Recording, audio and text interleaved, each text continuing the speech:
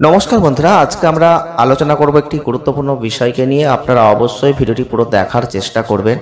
আজকে আমরা আলোচনা করব অর্থ সঞ্চয় করার বেশ কিছু টেকনিক, বেশ কিছু উপায় আজকে এই ভিডিওয়ে কিন্তু আমরা জানবো। তো আপনারা অবশ্যই এই ভিডিওটি পুরো দেখার চেষ্টা করবেন, কারণ ছাত্র জীবন থেকে বা ছাত্র হিসাবে আপনি কিভাবে অর্থ সঞ্চয় করবেন, এটা অনেকের মনেই একটা ইচ্ছা থাকে বা প্রশ্ন থাকে। তো আপনি কিভাবে করতে পারেন সেই বিষয়ে আজকে 7টা উপায় আপনাদের সামনে তুলে ধরবো। তাই ভিডিওটি স্কিপ না করে পুরো দেখবেন যদি আপনি একজন ছাত্র বা ছাত্রী হয়ে থাকেন। তো আজকের ভিডিওটি আপনারা দেখবেন এবং পরবর্তী ক্ষেত্রে কমেন্ট করবেন। যদি পারেন তো অবশ্যই আপনি মেনে চলার চেষ্টা করবেন। আপনারা দেখছেন BD teaching and motivation official YouTube channel. যদি আমাদের ভিডিওগুলো আপনাদের কোনো কাজে আসে, কোনো ভালো লেগে থাকে, লাইক করবেন, শেয়ার করবেন, চ্যানেলটিকে সাবস্ক্রাইব করবেন। দেখুন, আপনাদের ক্ষেত্রে অনেকেই ছাত্রছাত্রী রয়েছেন, কিন্তু আপনাদের মনে একটা প্রশ্ন হয়তো জাগছে, আপনি কিভাবে অর্থ সঞ্চয় করবেন, কিভাবে করতে হয় সেটা আপনি জানতে পারছেন না, বুঝতে পারছেন না, তাই আপনি হয়তো সেটা করতে পারছেন না। আপনি যদি একজন ছাত্র বা ছাত্রী হয়ে থাকেন, তাহলে অবশ্যই আপনি আপনার খরচকে কমিয়ে কিভাবে ভবিষ্যতের জন্য সঞ্চয় করতে পারেন এবং সেই জায়গাটা কিন্তু আপনি আজকের ভিডিও জানতে পারবেন। আপনি কিভাবে উপায়গুলোকে অবলম্বন করবেন, তার মধ্যে আজকে 7টা গুরুত্বপূর্ণ টিপস আপনাদের সামনে তুলে ধরবো। তো সেই উপায়গুলো আপনি অবশ্যই মেনে চলবেন, কিছু না কিছু উপকার কিন্তু আপনি অবশ্যই পাবেন। প্রথমেই আমরা বইকে নিয়ে আলোচনা করব, ব্যবহৃত যে বই।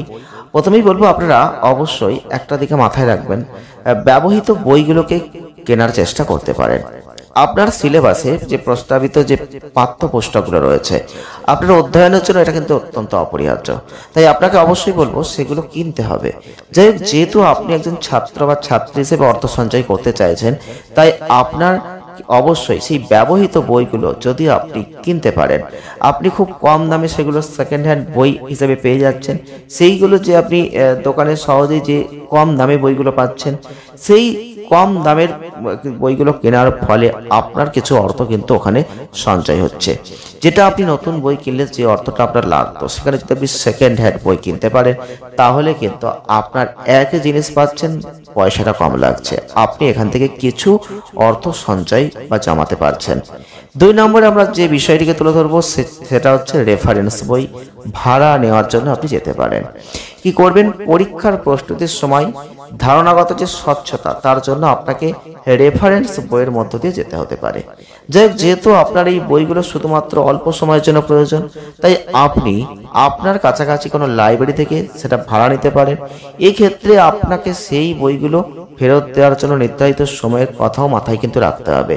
আপনি যদি সেগুলো ফেরত দিতে বিলম্ব করেন, তাহলে সেখানে হয়তো জরিমানা দিতে হতে পারে। তাই সেই বিষয়টা মাথায় রেখে যদি আপনি সেই রেফারেন্স বইগুলো নিয়ে যদি কাজটা মিটিয়ে নিতে পারেন সেই মুহূর্তের জন্য, তাহলে কিন্তু আপনার সেইখানে যদি বইটা কেনেন, যে অর্থ লাগবে সেই অর্থটা লাগছে না, তাহলে সেই অর্থটা কিন্তু আপনি এখানে অবশ্যই ছাত্র বা ছাত্রী হিসেবে কিছুটা হলেও সঞ্চয় করতে পারছেন। 3 নম্বরে আমরা যে বিষয়টিকে তুলে ধরবো সেটা হচ্ছে প্রতিষ্ঠানের বিনামূল্যে যে লাইব্রেরির অ্যাক্সেসগুলো আছে, সেগুলোকে কাজে লাগাতে পারেন।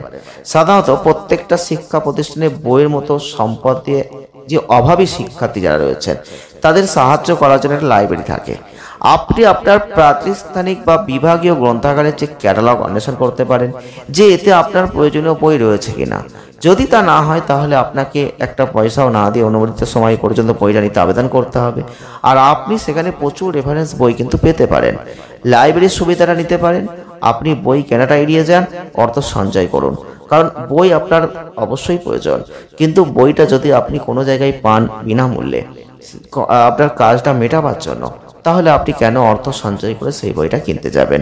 তাই বইয়ের উপর কিন্তু আপনার খরচ কমানোর পাশাপাশি অন্য উপায়ে আপনি কিন্তু অর্থ সঞ্চয় করতে পারেন, সেটাও কিন্তু এই ভিডিওতে আপনারা জানতে পারবেন।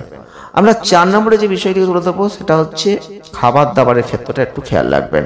আমরা অনেকেই আছি ছাত্রছাত্রী হিসেবে যারা হয়তো প্রতিনিয়ত টিফিন হিসেবে বা অন্যান্য ক্ষেত্রে কিন্তু অর্থ খরচা করি একটা খাবারের পেছনে। সেই দিকটা কিন্তু মাথায় রাখতে হবে। যার হয়তো পরিমাণটা অনেকটাই বেশি, যার অ্যামাউন্টটা হয়তো অনেকটাই বেশি থাকে, সেই দিকটা কিন্তু মাথায় রাখতে হবে। আপনি যদি অর্থ সঞ্চয় করতে চান তবেই। আপনি যদি প্রতিষ্ঠানের আশপাশে রয়েছেন, আপনার বাড়ি থেকে দূরে খুব একটা নয়, তাহলে কিন্তু অর্থ সাশ্রয়ের জন্য আপনি খাবারটাকে অবশ্যই দেখবেন যে হোটেল থেকে খাবার কিনবেন, রেস্তোরাঁ থেকে বাইরে খাওয়া, এগুলো কিন্তু আপনার খরচকে অনেক বাড়িয়ে দেয়। তাই আপনার নিজের খাবার নিজের বাড়ি থেকে নিজে রান্না করে খেতে পারেন, সেটা কিন্তু আপনার শরীর স্বাস্থ্যের জন্য যেটা ভালো, এবং আপনার কিন্তু অর্থনৈতিক ক্ষেত্রে অনেকটা অর্থ কিন্তু এখানে আপনাকে বাঁচিয়ে দিতে পারে। এবং 5 নম্বরে যেটা বলবো সেটা হচ্ছে খারাপ অভ্যাস কাটা। ধূমপান, মদ্যপান, এই ধরনের নেশা জাতীয় যে পার্টগুলো অনেকের মধ্যেই আছে। তো একজন ছাত্রছাত্রী হিসেবে এই নেশার মধ্যে অনেকেই ঢুকে যান, একটু উন্নত হতে থাকলেই। সেই ক্ষেত্রে সেই জায়গাটা কিন্তু আপনাকে মাথায় রাখতে হবে। আপনি যদি সেই নেশা জাতীয় জায়গা থেকে নিজেকে দূরে রাখতে পারেন, তাহলে কিন্তু আপনারা কিছুটা হলেও সেখানে অর্থ সঞ্চয় করতে পারবেন। যদি পারেন তাহলে অবশ্যই পাবলিক ট্রান্সপোর্ট ব্যবহার করতে পারেন। এটা আমরা 6 নম্বর পয়েন্টে আলোচনা করছি। কারণ গাড়ি এবং মোটর বাইকের মতো যে ব্যক্তিগত যানবাহন, যেগুলো প্রাইভেট কার বলা হয়, এগুলো আপনাকে সুবিধাজনক দেবে, আরামদায়ক ভ্রমণ করতে দেবে, তবে আপনাকে এই জায়গায় কিন্তু এর পরিমাণে একটা বড় একটা অ্যামাউন্ট কিন্তু খরচা করতে হয়। যদি আপনি পাবলিক ট্রান্সপোর্ট উল্লেখযোগ্যভাবে ব্যবহার করতে পারেন, যাতায়াতের খরচ এখান থেকে কিন্তু আপনি কমাতে পারবেন। সাইকেলে যাতায়াত করতে পারেন, পায়ে হেঁটে ছোট ছোট রাস্তা যেগুলো অল্প হাঁটলে হয়ে যায় সেই জায়গাগুলো যেতে পারেন। এতে কিন্তু আপনার কিছু অর্থ সাশ্রয় হতে পারে যদি আপনি চান করতে পারেন। এছাড়াও আপনাদের ক্ষেত্রে যেটা গুরুত্বপূর্ণ পয়েন্ট আমরা আলোচনা করব, সেটা হচ্ছে আপনারা অবশ্যই পাশাপাশি কিছু উপার্জনের সুযোগকে সন্ধান করুন। আমরা 7 নম্বর পয়েন্টে আলোচনা করছি একজন ছাত্র বা ছাত্রী হিসেবে কিভাবে অর্থ সঞ্চয় করা যায় সে সম্পর্কে সবচেয়ে কার্যকর যে জায়গাগুলো রয়েছে, সেগুলো উপার্জনের জায়গাটা আপনি পথ খুঁজতে পারেন। অনলাইন অফলাইন বিভিন্ন আয়ের সুযোগ কিন্তু রয়েছে।